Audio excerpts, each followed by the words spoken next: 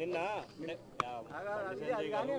కాంగ్రెస్ లోకి వస్తున్న ఎమ్మెల్యేలను రాజీనామా చేసి చేర్చుకోవాలి, ఉప ఎన్నికలకు వెళ్లే దమ్ముందా అని అడిగారు. ఇది పొన్నం ప్రభాకర్ ప్రెస్ కాన్ఫరెన్స్. ఇంకొకరు వాళ్ళు మాట్లాడుకున్న దాని మీద వాళ్ళు రియాక్ట్ అవుతారు. నాకు సంబంధం లేదు.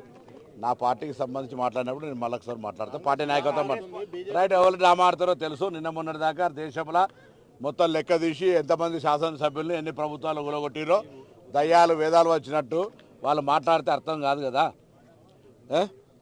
సో ఇవన్నీ తెలుసు. దాని గురించి మనం మాట్లాడి ఎవరిని రాజకీయంగా విమర్శ చేయమనుకుంటేనే మళ్ళీ డ్రామాలు ఆడుతున్నాయని చెప్తుంటే దానికి వక్ర బుద్ధి అనేది మైండ్లకే పోవాల్సిందిగా కోరుతా ఉన్నా. కులగణన జీవోతో పాటుగా దానికి సంబంధించి బీహార్ అధికారులను వాళ్ళ మిగతా దాని మీద ఒక స్టడీ జరుగుతూ ఉంది. ఎన్నికల కోడ్ వల్ల జాప్యం జరిగింది. వెంటనే ఇప్పుడు ఈ కార్యక్రమాన్ని క్షేత్రస్థాయిలో తీసుకుపోవడానికి ఈరోజు కూడా ఒక సమావేశం ఉంది. స్థానిక సంస్థల ఎన్నికలకు సంబంధించి నిర్వహణలో బీసీల రిజర్వేషన్లకు సంబంధించి, దాంతోపాటుగా కులగణన రాహుల్ గాంధీ గారు చెప్పినట్టుగా బలహీన వర్గాలకు మిగతా అందరికీ కూడా న్యాయం జరగాలనే ఆలోచనతో మా ప్రభుత్వం ఆ అంశానికి కట్టుబడి ఉంది. దాని మీద తప్పకుండా మేము బాధ్యతగా ఎవరో ప్రశ్నిస్తే చేసేటువంటి అవసరం లేదు.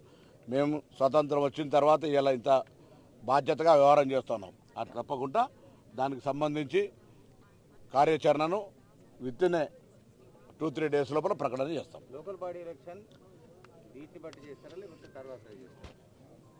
అది దాని మీద ఈరోజు సమావేశం ఉంది. సమావేశానంతరం దానికి సంబంధించిన అంశాలను చెప్పడం జరుగుతుంది. అంటే మంత్రి ఎంతమంది బీఆర్ఎస్ ఎమ్మెల్యేలు ఇంకా మీ కాంగ్రెస్లో చేరబోతున్నారు?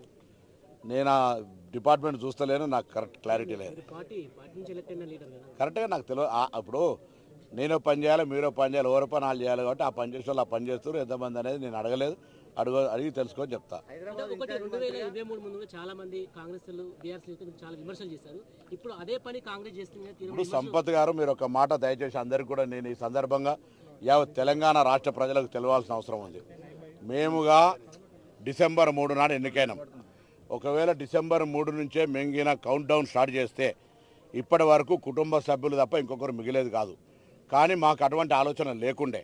పార్టీ ఫిరాయింపులను ప్రోత్సహించాలనే ఆలోచన మాకు వ్యతిరేకం. కానీ రాజనీతిలో భాగంగా బీజేపీ టీఆర్ఎస్ కలిపి, మీరే ప్రత్యక్ష సాక్షులు, ప్రజలు ప్రత్యక్ష సాక్షులు, ఈ ప్రభుత్వాన్ని కూలగొడతాం, ఈ ప్రభుత్వం నిలవదు, ప్రభుత్వాన్ని విడగొడతాం, చెడగొడతాం అని చెప్తే మేమేం ప్రజలతో ఎన్నికైనటువంటి శాసనసభ్యులుగా ప్రభుత్వాన్ని నడుపుకునేటువంటి సామర్థ్యం గల శక్తి గల వాళ్ళంగా ప్రభుత్వాన్ని నిలబెడతామని వస్తున్నటువంటి శాసనసభ్యులు తీసుకుంటున్నాం. నీతి తప్పలేం. నీతి మీరు తప్పిర్రు. ప్రజలతో ఎన్నికైన ప్రభుత్వాన్ని కూలగొడతానది మీరు, ప్రభుత్వం నిలవదని చెప్పింది మీరు, ప్రభుత్వాన్ని కాపాడతామని వస్తున్న శాసనసభ్యులు వాళ్ళు. అర్థం చేసుకోవాలి. ఇలా ప్రజలు కూడా అర్థం చేసుకోండి. మేము ఎప్పుడన్నా డిసెంబర్ 3 తర్వాత మేము ఎవరైనా శాసనసభ్యుని తీసుకోవడానికి ఎక్కడన్నా ప్రొవోక్ చేసినామా? గిచ్చి రెచ్చగొట్టి ప్రభుత్వాన్ని కూలగొడతామని భయపెట్టి చీల్చే ప్రయత్నం చేసి నెగోషియేషన్ చేసి ఇవాళ మళ్ళీ మీరు మాట్లాడుతారు రాజనీతి, నీతి బాహ్యంగా మాట్లాడుతూ ఉన్నారు. ఎవరు నీతి, ఎవరు రాజనీతి? మీరే కదా ప్రభుత్వాన్ని కూలగొడుతున్నది. ప్రభుత్వాన్ని కాపాడుతామని చెప్పి వస్తున్నటువంటి వాళ్ళు జైన్ చేసుకునే బాధ్యత మాకు, ప్రభుత్వం సామర్థ్యంగా 5 సంవత్సరాలు ప్రజలు ఇచ్చిన తీర్పుతో కాపాడుకునేటువంటి బాధ్యత మాకు లేదా? అరే వాళ్ళు వందానని నేను అడుగుతున్నా. ముందుగా అసలు మేము జాయిన్ చేసుకోవడానికి మేము బేసిక్గా ప్రిపేర్ లేం. కానీ మా ప్రభుత్వం కూలగొడతా అంటుంటే ఎవరికి కూలగొట్టేటువంటి సాధ్యం లేకుండా చేసుకునేటువంటి బాధ్యత మాకుందా లేదా? అరే ఆస్తులు నిన్న చెప్పిన ముఖ్యమంత్రి గారు ఏకమల్లేశ్వరికి ఏం తక్కువ ఉన్నది, ఎవరికి ఏం తక్కువ ఉన్నది? ఆస్తుల కోసం ఆనాడు మీరు చెప్తేనేమో ఒక నీతి, మేము చెప్తే ఒక నీతి. ఆనాడు మీరు రాజకీయ పునరేకీకరణ లేదా రాజకీయాల్లో ఇంకో మాట, మీరు ఒక లాంగ్వేజ్ డిక్షనరీలో మీరు ఒక చెప్పారు, మేము చెప్తా ఉన్నాం మా ప్రభుత్వాన్ని నిలబెట్టడానికి వస్తున్నామని. ఆనాడు మీరు చెప్పిన తప్పైతే ఎవరు తప్పనుకోండి, మాకేం బాధలే. కానీ మా ప్రభుత్వం ఎటువంటి ప్రలోభాలు లేకుండా ప్రభుత్వాన్ని నిలబెట్టాలి. ఈ ప్రభుత్వం ప్రజాస్వామికంగా ఎన్నికైంది, ప్రజాపాలన జరుగుతోంది. గతంలో మంత్రులు ఎమ్మెల్యేలు కూడా కలిసే అవకాశం లేకుండా నేతృత్వంగా నడిచింది. ఇవాళ ప్రజాస్వామిక ప్రభుత్వం నడుస్తుంది. ప్రజలు కూడా మంత్రులను కలవగలిగే, ముఖ్యమంత్రిని కలవగలిగే, అధికారులను కలవగలిగే, విన్నవించుకునే విధంగా ఒక వ్యవస్థ నడుస్తూ ఉన్నప్పుడు ఆ శాసనసభ్యులు గెలిచిన తర్వాత కూడా పోయి కలిస్తే కలవలేనటువంటి పరిస్థితుల్లో అవమానం ఎదుర్కోలేక ఇక్కడికి వస్తూ ఉన్నారు. మినిస్టర్ గారు,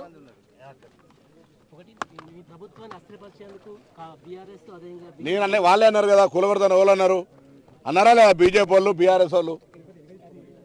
ఈవెన్ మన గౌరవ పార్లమెంటు సభ్యులు ప్రభుత్వం కూలిపోతుందని ఇలా మాట్లాడితే నీతి మాట్లాడితే ఎట్లా? అంటే వాళ్ళకే నీతి లేదంటారా? నీతి ఉంటే అట్లా మాట్లాడతారా? ప్రభుత్వాన్ని కూలగొడతారా? ప్రభుత్వాన్ని కూలగొడతామంటారా? ప్రజాస్వామికంగా 65 కంఫర్టబుల్ మెంబర్సే కదా మాకు. కేటీఆర్ అంటున్నాడు మీరు రాహుల్ గాంధీ రాజ్యాంగం పట్టుకున్నారు, మీరేమో రాజ్యాంగానికి వ్యతిరేకంగా చేస్తున్నారు. మేము రాజకీయ నీతి చేస్తాం. రాజ్యాంగం సంబంధించిన నీతి గురించి మాట్లాడితే దయ్యాలు వేదాలు వాళ్ళు ఇచ్చినట్టు అయితే కేటీఆర్ గారు. ఆయన మాట్లాడితే ఎట్లా? శాసనసభ్యుని రాజీనామా చేయించి కూడా మంత్రి చేసుకున్న వాళ్ళు మా మీద మాట్లాడే హక్కెక్కడిది? కనీసం మినిమం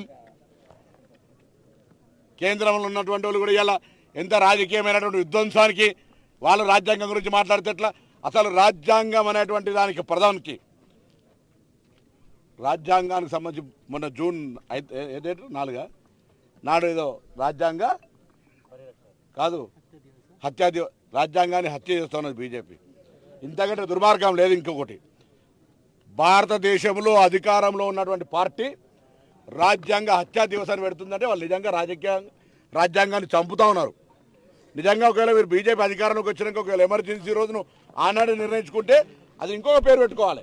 కానీ రాజ్యాంగాన్ని హత్యా దివసగా పెడుతారంటే వాళ్ళ యొక్క మైండ్ సెట్, రాజ్యాంగం పట్ల వాళ్ళకున్న గౌరవం, అభిమానం స్పష్టమవుతా ఉంది. ఇది దురదృష్టకరం. వాళ్ళ మైండ్ సెట్కి ఇది నిదర్శనం.